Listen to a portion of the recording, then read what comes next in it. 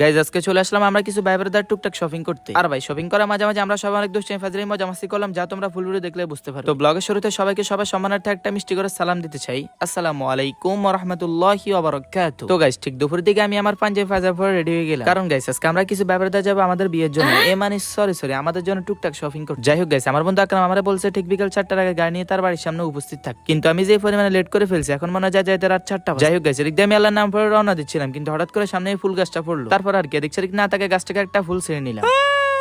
আজ যদি একটা গার্লফ্রেন্ড থাকতো তাহলে তার এই ফুলটা দিতে পারতাম। যেহেতু আমার কোনো গার্লফ্রেন্ড না, তাহলে ফুলটা দিয়ে আমি কি করবো? এটা তো আমার কোনো কাজ নেই। চলো আর কি করার, এই ফুলটা ফেলা দিয়ে এখন হাঁটা ধরি। যাই হোক গাইস, তারপর হাঁটতে হাঁটতে চলে আসলাম মেন রোডে। এসে প্রায় 15 থেকে 20 মিনিট দাঁড়াচ্ছি গাড়ির জন্য, বাট শালা আমার কপালটা এতটাই ঠাড়া পড়ে যে একটা গাড়ির দেখা পেলাম। যাই হোক আল্লাহ বলেছেন বান্দা তুমি কোন অবস্থাতে হতাশ হয় না, হয়তো সেই কথার ভিত্তিতে অবশেষে একটা গাড়ির দেখা পাইছি। তারপর গাড়িতে উঠে প্রাকৃতিক ভিউ এনজয় করতে করতে চলে আসলাম পাশের গ্রাম। আর এখানে এসে দেখা পেয়ে গেলাম সুন্দরী নুমান। তারপর সুন্দরী নুমান আর আমি মিলে সিএনজির মধ্যে অনেকক্ষণ দুষ্টামি ফাজলামি করলাম। এরপর প্রতিমধ্যে দেখা পেয়ে গেলাম আকরাম আর হিরোইনসি ফাইমে। তো আর কি হিরোইনসি ফাইমার আকরামকে গাড়িতে তুলে তারপর আমরা রওনা হলাম রামগঞ্জ শহরের উদ্দেশ্যে। প্রায় অনেকক্ষণ যাবত মার্সিডিসে ট্রাভেল করার পর অবশেষে আমরা চলে আসলাম আমাদের প্রিয় রামগঞ্জ শহর। যাই হোক গাইস এরপর কি হলো সেটা দেখতে হলে নিচে লিংকে ক্লিক করে ফুল ব্লগটা দেখে আসো।